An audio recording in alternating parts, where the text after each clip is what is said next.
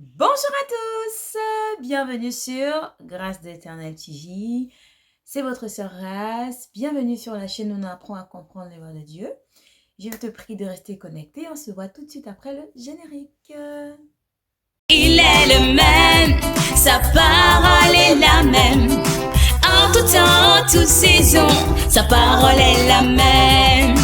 C'est parfait, donc j'espère que vous allez bien de votre côté. Moi, je vais très bien de mon côté. Et donc, le thème de notre échange aujourd'hui, on va parler simplement de la femme, de nous en tant que femmes. Et le thème, c'est simplement femme, sois un bon témoin. Sois un bon témoin. Et vous savez, on a toujours notre règle de base. On a toujours un verset biblique sur lequel s'appuyer avant de pouvoir échanger. Et aujourd'hui, on va se promener dans le livre de Ésaïe, Ésaïe 43 au verset 10.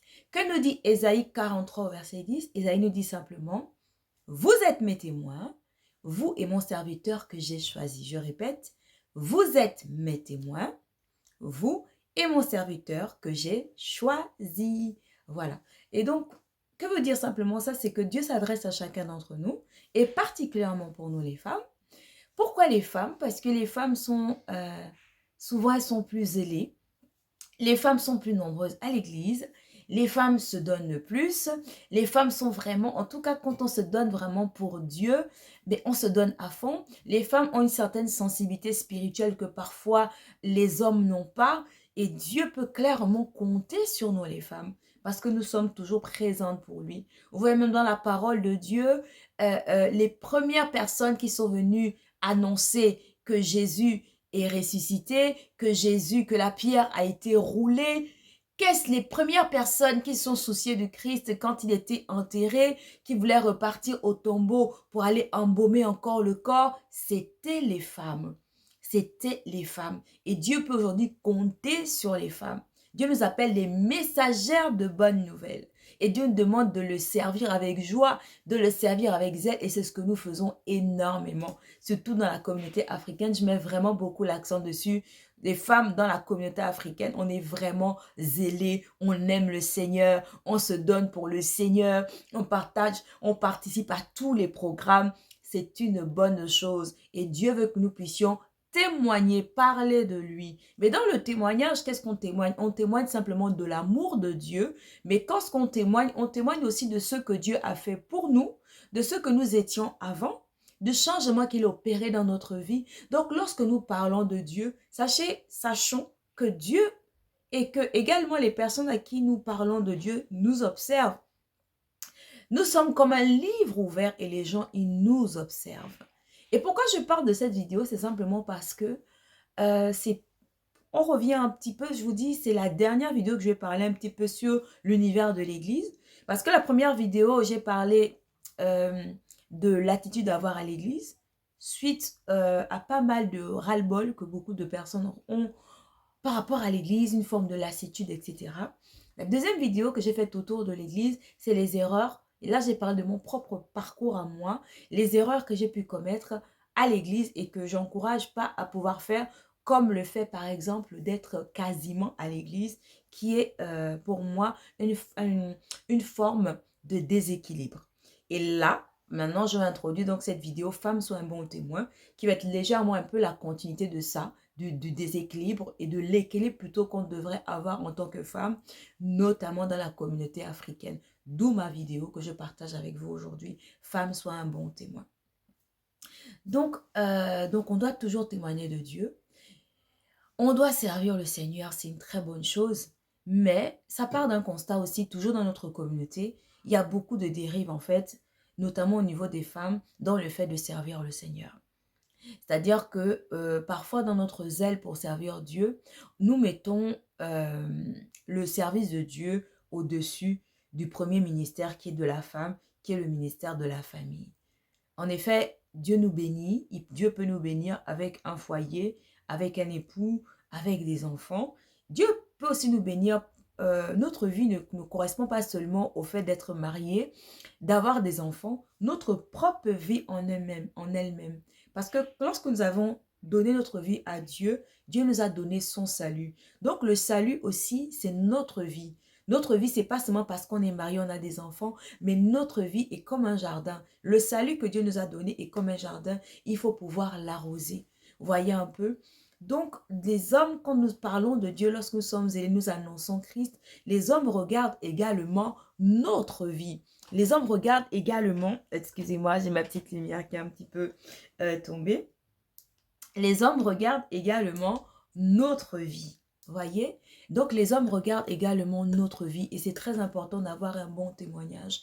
Il ne suffit pas simplement de parler de Jésus, mais il faut aussi que nos œuvres soient bonnes. Et nous sommes observés par notre entourage, par nos parents, par nos amis. C'est très important parce que si nous avons un très mauvais témoignage, ça va annuler tout ce qu'on parle de Dieu parce que nous sommes l'image de Dieu, nous sommes les ambassadeurs de Dieu. Et si nous n'avons pas un bon témoignage, tout ce qu'on pourra dire de Dieu sera nul et sans effet. Et pourquoi j'insiste sur parler de cette vidéo, c'est simplement parce que dans notre zèle pour le Seigneur, on a souvent eu de très mauvais témoignages des femmes chrétiennes et notamment des femmes africaines. On ne peut pas aimer Dieu, servir Dieu et ne pas prendre soin des nôtres. Comme dit la parole de Dieu, celui qui ne prend pas soin de sa famille, des siens, n'est pas digne en fait de pouvoir parler de Dieu. Notre premier ministère, c'est notre vie. Notre premier ministère, c'est notre famille, pour celles qui sont mariées, pour celles qui ont des enfants. Et c'est sur ça déjà que nous pouvons être de bonnes femmes, parce que Dieu nous appelle non pas seulement à être des évangélistes, etc., mais aussi à être des femmes vertueuses. Donc, prendre soin des nôtres, prendre soin de notre propre vie, avoir un bon témoignage, prendre soin pour celles qui sont mariées de leur époux, de leurs enfants, ça va tenir leur maison. C'est ça le premier ministère. Élever des enfants, c'est un ministère. Élever des enfants, c'est élever le futur, c'est élever la société de demain. Prendre soin de sa famille, c'est prendre soin également de l'avenir de demain parce que nous prenons soin de notre famille. Et c'est comme ça, en fait, que nous pouvons aussi glorifier Dieu. Nous glorifions Dieu à travers notre propre vie, à travers la gestion de notre famille. Or, des fois, nous, en tant que femmes africaines, lorsque nous sommes dans notre zèle ecclésiastique, il peut arriver parfois que on croit, on suit, on obéit à l'homme de Dieu plus qu'à notre époux. Lorsque nous obéissons à l'homme de Dieu plus qu'à notre époux, c'est un déséquilibre et ce n'est pas normal en fait. Notre autorité, notre chef, c'est notre époux, ce n'est pas le pasteur. Comme je dis tout le temps, le pasteur est l'autorité aussi que Dieu a établie, mais le pasteur a un rôle de conseiller dans notre vie. Il n'a pas le rôle de Dieu et il n'est pas notre époux. Donc, quand je commence à obéir à Dieu, obéir autant pour moi, à mon pasteur, plus qu'à mon mari, ce n'est pas normal. Même si mon mari n'est pas encore converti. Même si mon mari n'est pas encore converti.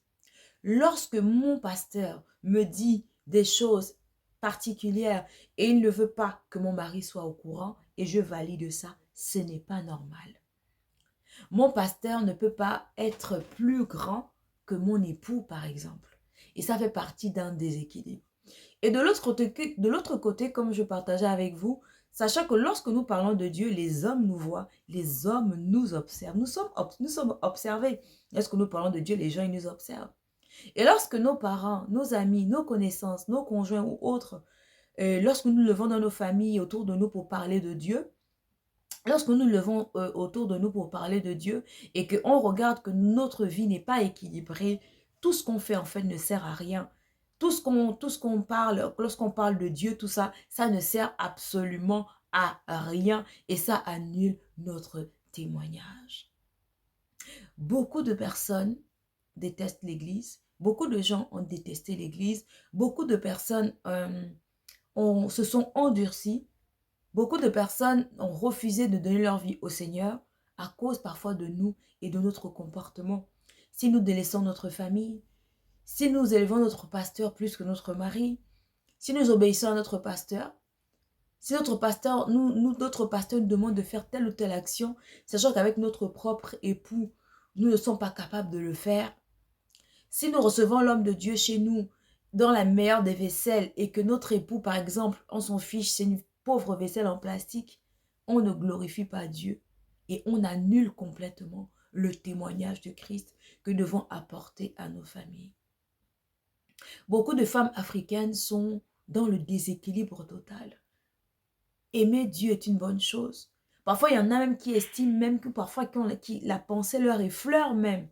Quelle est cette pensée qui leur effleure? Mais pourquoi je me suis mariée à tel homme? Parce que cet homme-là m'empêche de faire l'œuvre de Dieu. Parce que cet homme-là devient aujourd'hui comme une épine dans mon pied. Mais Dieu n'est pas bête si il t'a confié cet homme-là.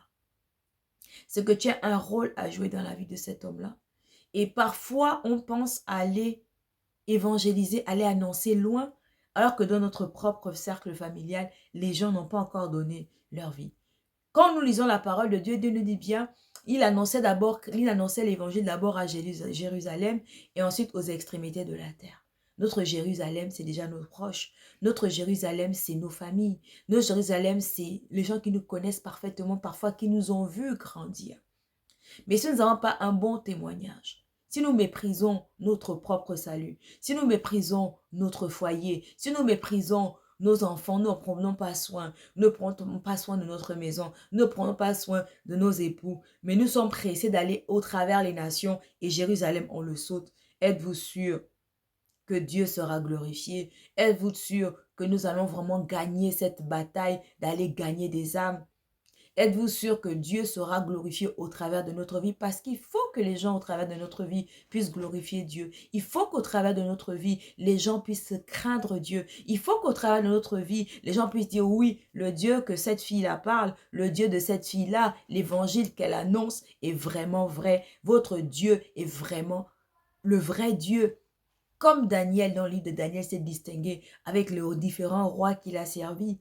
Par son comportement, par son témoignage, il a amené même des rois qui n'étaient pas chrétiens à se prosterner devant le Dieu de Daniel. Et c'est ce que Dieu veut pour nous, les femmes particulièrement. Nous sommes attendus au carrefour de nos familles. Et des fois, nos témoignages ne sont pas bons. Il faut qu'on puisse corriger cette attitude-là. Je ne peux pas craindre mon pasteur plus que mon mari. Je ne peux pas m'investir à 90% à l'église et mon foyer est délaissé. Je ne peux pas aller simplement faire l'école du dimanche, faire des programmes d'école du dimanche par exemple, et mes propres enfants, je ne prends pas le temps de prier avec eux. Je ne prends pas le temps de jouer avec eux au nom de l'évangélisation. Ce n'est pas ce que Dieu nous a dit. Si Dieu nous a donné un époux et que par exemple, il ne suit pas encore, Dieu a demandé à Dieu de nous donner la sagesse, de nous donner la patience pour prier pour lui. Parfois, ce n'est même pas les prières qui ramènent les gens au Seigneur. C'est notre vie, c'est notre témoignage. Comme je vous ai dit, notre vie est comme un livre ouvert. Nous sommes observés, les gens nous voient, même si nous ne nous en rendons pas compte. Donc, lorsque nous n'avons pas un bon témoignage, personnellement, mais quel Christ nous allons annoncer? Et aujourd'hui, notamment dans les communautés africaines, nous avons rendu plutôt nos époux, pour celles qui sont mariées, plus fermés encore. Nous avons endurci, d'ouvrir leur cœur pour qu'ils se tournent vers Dieu, parce que nous sommes les témoins de Christ, parce que c'est nous qui avons fait la rencontre de Dieu, parce que c'est nous que Dieu a touché, parce que c'est nous qui avons entendu le message de la bonne nouvelle de Jésus qui est d'aller de faire de toutes les nations des disciples. Mais parfois, par notre attitude, on a plutôt rendu nos familles, que ce soit les époux, que ce soit les enfants, que ce soit les pères, les mères, tous ceux qui ne sont pas encore chrétiens, on les a rendus plus durs, on les a rendus fermés. Mais ce n'est pas ce que Dieu veut. C'est pourquoi je dis au travers de cette vidéo, femmes, et notamment femmes africaines, dans notre zèle pour le Seigneur, ayons l'équilibre. Dans notre zèle pour le Seigneur, nous devons nous repentir de nos actions. Dans le zèle pour le Seigneur, nous devons prendre soin de notre premier ministère avant tout. Dans le zèle pour le Seigneur, nous devons ramener l'équilibre. Dans le zèle pour le Seigneur, on ne peut pas aimer notre pasteur plus que notre époux.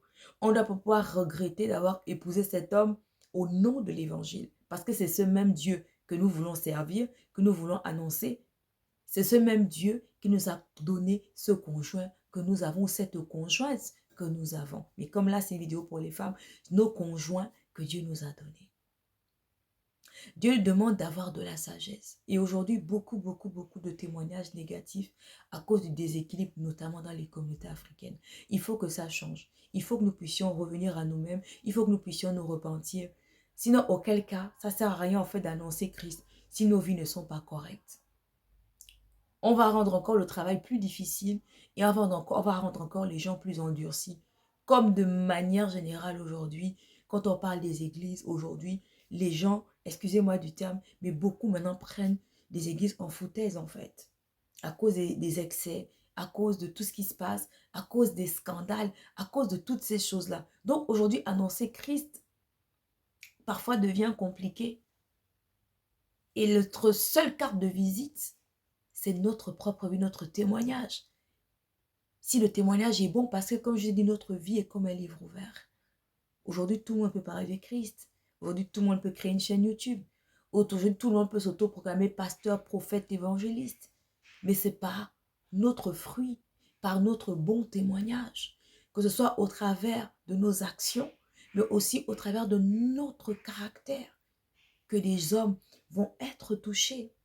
Ce n'est pas tous les témoignages parfois d'annoncer simplement comme ça qui touchent les gens, mais c'est par notre vie, par notre comportement, par notre caractère. Alors toi qui me regardes, est-ce que tu es dans cette catégorie-là? Dans un zèle au détriment de sa famille? Notre premier ministère, c'est notre famille. C'est le premier ministère. Nous sommes les pasteurs déjà de nos maisons. Nous sommes les pasteurs de notre foyer. Nous sommes les pasteurs de nos enfants. Et Dieu va aussi nous récompenser, nous juger aussi au travers de ça. Dieu ne nous appelle pas à faire de toutes les nations des rebelles de l'évangile. Mais Dieu nous appelle à faire de toutes les nations des disciples de l'évangile à travers notre vie, à travers notre témoignage, à travers notre caractère. C'est pourquoi vraiment au travers de cette vidéo, je m'adresse à toi, femme africaine. Si tu es dans ce débordement-là, si tu es dans ce déséquilibre comme moi j'étais comme ça, dans ce déséquilibre-là. Et Dieu m'a repris. Dieu m'a repris. J'ai vu mes erreurs et je me suis recadrée. Je me suis repositionnée. Et à travers cette vidéo, je vais également t'encourager, si tu es dans ce déséquilibre-là, à te repositionner. Parce que le but, tout ce que nous faisons, c'est pour la gloire de Dieu. Le but, c'est que Dieu soit glorifié. Le but, c'est que les âmes soient sauvées. Le but, c'est qu'au travers de notre vie, les gens aient envie de venir au Seigneur. Est-ce qu'au travers de ta vie, les gens se moquent de Dieu? Est-ce qu'au travers de ta vie, les gens ont envie de venir au Seigneur? C'est tout ça qu'il faudrait pouvoir voir. Donc, c'est ça que je voulais vraiment partager avec vous. Si nous ne sommes pas dans le bon positionnement en tant que serviteurs de Dieu, Dieu nous demande de nous repositionner, Dieu nous demande de changer cette attitude et de passer du bon côté, le bon témoignage. On témoigne au travers de notre vie, on témoigne au travers de notre caractère, bien plus que de crier que Jésus sauve, Jésus t'aime. Parce que nous sommes des livres ouverts et les gens nous observent, nous sommes observés. Ne faisons pas de notre évangile, de notre témoignage, ne rendons pas les gens encore plus fermés qu'avant. Mais qu'il faut qu'au travers de notre vie, de notre témoignage, de notre caractère, que nous puissions ramener nos parents, nos amis, nos connaissances, nos enfants, nos époux à Christ. Et c'est ainsi que Dieu sera glorifié. Dis-moi ce que tu en penses au travers de cette vidéo. Si tu as des commentaires, on est là vraiment pour s'édifier. Et je vous dis à une prochaine vidéo.